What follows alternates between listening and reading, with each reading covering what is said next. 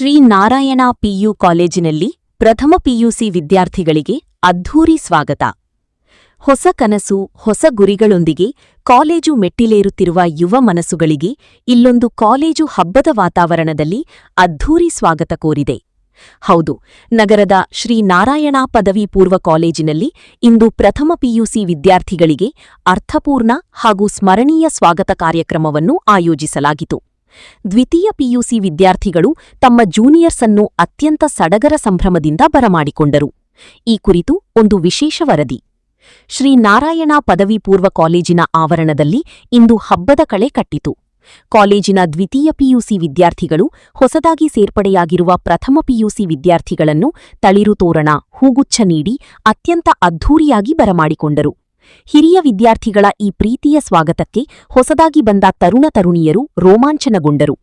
ಕಾರ್ಯಕ್ರಮವು ಸಾಂಪ್ರದಾಯಿಕವಾಗಿ ದೀಪ ಬೆಳಗಿಸುವುದರ ಮೂಲಕ ಅತ್ಯಂತ ಅರ್ಥಪೂರ್ಣವಾಗಿ ಚಾಲನೆ ಪಡೆಯಿತು.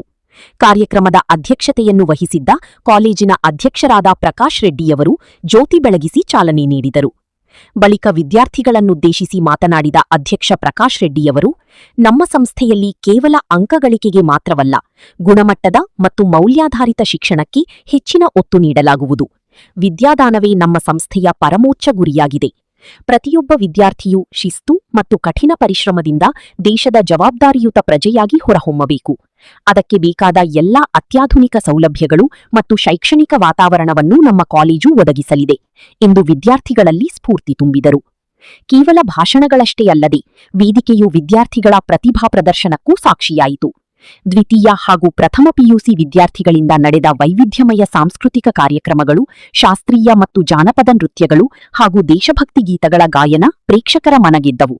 ವಿದ್ಯಾರ್ಥಿಗಳ ಈ ಸಾಂಸ್ಕೃತಿಕ ಜುಗಲ್ಬಂದಿ ಕಾರ್ಯಕ್ರಮಕ್ಕೆ ಹೊಸ ರಂಗು ನೀಡಿತು.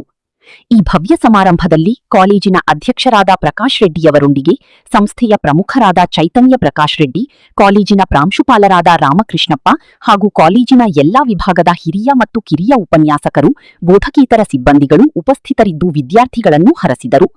ಒಟ್ಟಿನಲ್ಲಿ ಶ್ರೀ ನಾರಾಯಣ ಪದವಿ ಪೂರ್ವ ಕಾಲೇಜಿನಲ್ಲಿ ನಡೆದ ಈ ಸ್ವಾಗತ ಸಮಾರಂಭವು ಹೊಸದಾಗಿ ಬಂದ ವಿದ್ಯಾರ್ಥಿಗಳಲ್ಲಿ ಕಾಲೇಜು ಶಿಕ್ಷಣದ ಬಗ್ಗೆ ಹೊಸ ಭರವಸೆ ಹಾಗೂ ಉತ್ಸಾಹವನ್ನು ಮೂಡಿಸುವಲ್ಲಿ ಯಶಸ್ವಿಯಾಯಿತು.